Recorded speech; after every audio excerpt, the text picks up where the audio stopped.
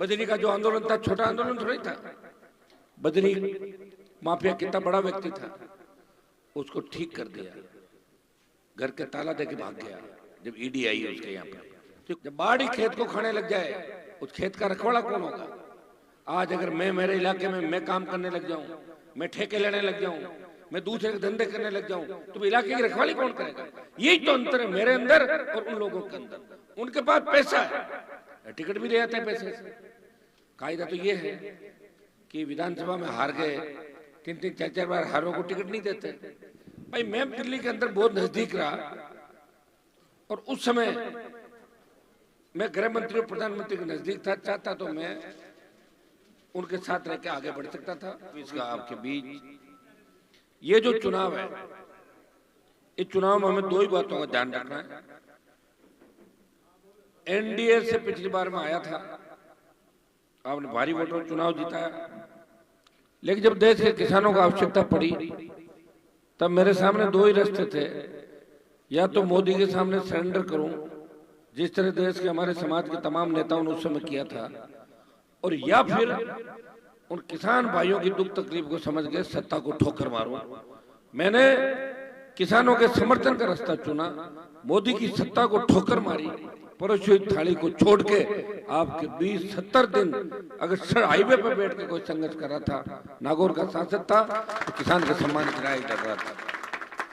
आज भी उत्तर प्रदेश, हरियाणा और दिल्ली के किसी कोने में बात चलती है, पंजाब बात चलती है, तो लोग एक ही बात कहते हैं कि किसानों के लिए अगर मोदी को छोड़ा, एक अकाली थे और एक आरएलपी थी, तो देश की सबसे नई पार्टी थी।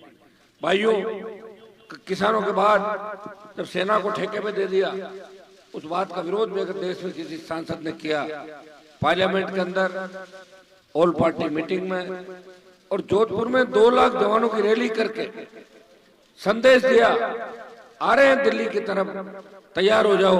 परिणाम ये हुआ, सरकार डर गई, 25% को अग्निवीर रख के 75 वापस भेज रही थी। अब सरकार ने संशोधित आदेश निकाला कि 50% को तो हम सेना में रख लेंगे और 50 को वापस भेजेंगे।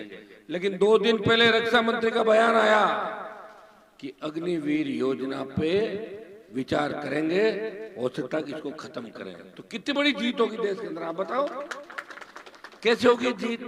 इसके अंदर कोई लड़ाई नहीं मेरे अलावा इस देश के अंदर। एक ही व्यक्ति था, मुझे रोज कहते थे इसमें कुछ नहीं होने वाला, लोग भूल गए इस बात को। लेकिन मुझे ये बात इसलिए याद है कि मेरे जिले के शेखावाटी अंचल के किसान के बेटे 62, 65, 71 कारगिल की लड़ाइयों के अंदर शहीद हुए। हमने शहादत दी, देश की सीमाएं हमसे सुरक्षित है। देश के पैरामिलिट्री फोर्स हमारी, जिसमें सीआरएफ, सीआरपीएफ, बीएसएफ, सीआईएसएफ, जितनी भी पैरामिलिट्री फोर्स है, उसमें हजारों बच्चे हमारे इन शेखावाटी इस अंचल के। हम किस तरह जिस जज्बे के साथ वो जाना चाहते हैं, कोई रोजगार के लिए जाना चाहते हैं, वो देश सेवा करना चाहते हैं, सीने पे गोली खाते हैं, पीठ दिखा के नहीं भागते। हम इस तरह सेना के सम्मान को छोड़ नहीं सकते। मैंने जो मेरा काम था वो पूरा किया। चाहे पहलवान बेटियां तकलीफ में थी, जब हिंदुस्तान की नजरें थी, किन पहलवान बेटियों को समर्थन देने पहला एमपी कौन जाता है? बाद में सारे ही जाते हैं। पहला सांसद अगर कोई गया, वो तेजा जी का भक्त हनुमान बेनीवाल जंतर मंत्र पे पहुंचा और पहलवान बेटियों को समर्थन दिया। और जो बाहुबली था उसको कहा कि यहाँ आपकी दादागिरी नहीं चलने देंगे, हम आ गए। पार्लियामेंट में मामला उठाया, चालान करवाया और उनको सबक सिखाया। उसके बाद तो लोग आने लगे थे, एक के बाद एक, जब जरूरत थी तब की मैं आपको बता रहा हूँ। पार्लियामेंट के अंदर चाहे पेट्रोल डीजल की कीमतें कम करने की बात हो, नागौर में विकास की बात हो, सबसे ज्यादा हिंदुस्तान के अंदर अगर सीआरएफ का पैसा आया, मैं गडकरी जी के इलाके का तो नहीं कहता कि खुद ही मंत्री वहां पे, लेकिन आप राजस्थान और देश के अन्य कोनों से मानोगे तो सीआरएफ का सबसे ज्यादा पैसा नागौर जिले के अंदर आया। बड़ी रोडे जो चौड़ी रोडें बन रही है, ये सीआरएफ का पैसा है, पूरे जिले के अंदर लगा। प्रधानमंत्री ग्राम सड़क योजना, पूरे देश में अगर 400 किलोमीटर सड़क यहाँ आई संसदीय क्षेत्र में, तो मंत्री के खुद के संसदीय क्षेत्र में थी। संघर्ष चला लंबा, 3 साल लड़ाई के बाद 400 किलोमीटर प्रधानमंत्री ग्राम सड़क योजना का 350 करोड़ रुपए नागौर के अंदर लाया, जो टेंडर आपका इसका भी हो गया, जिसमें बू जनाना बू ग्वाड़ू बढ़नों का सीधा जुड़ जाएगा आपको 5.5 मीटर। और इसमें लड़ना पड़ा, लड़ाई लड़नी पड़ी, एक बार में नहीं होती। पहले मैं एनडीए में था, जब छोड़ दिया बीजेपी के लोग के खिलाफ हो गए कि हनुमान का काम नहीं होना चाहिए। आप जानते हो सारा पॉलिटिकल बातें ही तो होती है और क्या।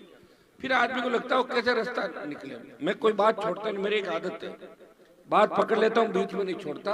अगला थक जाता है तो मैं क्या करूँ बताओ, मैं जिसके लिए लड़ूं वही थक जाए। बाकी आपने देखा होगा कि सड़कों में सरकार को कितनी बार झुकाया, कितनी बार सड़कों में डीजी कमिश्नर सरकार के मंत्री बुलाए। बजरी का जो आंदोलन था, छोटा आंदोलन थोड़ी था, बजरी माफिया कितना बड़ा व्यक्ति था, उसको ठीक कर दिया, घर के ताला देके भाग गया जब ईडी आई उसके यहाँ पर। तो किसने किया? तो मैं ही तो कर रहा हूँ, और कौन कर रहा। बाकी जो लोग करें वो तो दलाल है, वो तो एक फोन करेंगे कि थारी खिलाफत करा और दूसरे दिन के मारा 2 डंपर लगाए दे, तो है ही, वो तो काम यही कर रहे सर। आप जानते हो सारी बात, भंवर जी बैठे सामने, सारा सन 60, 70, 75 से लेके जो ये दौर था, जेके से लेके अंबुजा से लेके जितनी भी सीमेंट कंपनियों की अपन बात करेंगे, आम बच्चों को कौन रोजगार देता बताओ मुझे, कोई लगा नहीं कोई एक। वही लोग काम कर रहे हैं जो जिले के पहरेदार बने हुए हैं। जब बाढ़ खेत को खाने लग जाए, उस खेत का रखवाला कौन होगा? आज अगर मैं मेरे इलाके में मैं काम करने लग जाऊं, मैं ठेके लेने लग जाऊं, मैं दूसरे के धंधे करने लग जाऊं, तो इलाके की रखवाली कौन करेगा? यही तो अंतर है मेरे अंदर और उन लोगों के अंदर। उनके पास पैसा है, टिकट भी ले आते हैं पैसे से। कायदा तो ये है कि विधानसभा में हार गए, 3-3, 4-4 बार हारों को टिकट नहीं देते। पैसा फेंको, तमाशा देखो, बीजेपी में आज के लिए बात चली, कई बड़े लोगों के टिकट कटे और पैसे वाले लोग जिनकी विधानसभा चुनाव में जमानत जब्त हुई राजस्थान में एक जगह, आप समझ जाओगे, वो व्यक्ति भी टिकट लेके आ गया। उसको पूछा टिकट कैसे लाया, बोले वैसे ही लाया, बाजार के अंदर जैसे आते तो लाए टिकट। भाई मैं दिल्ली के अंदर बहुत नजदीक रहा और उस समय मैं गृह मंत्री और प्रधानमंत्री के नजदीक था, चाहता तो मैं उनके साथ रह के आगे बढ़ सकता था, मंत्री बन जाता। अभी 15-20 सीट समझौते में ले लेता और 15-20 में 5-4 जीतते और 3-4 मंत्री मेरी सरकार के अंदर बढ़ जाते।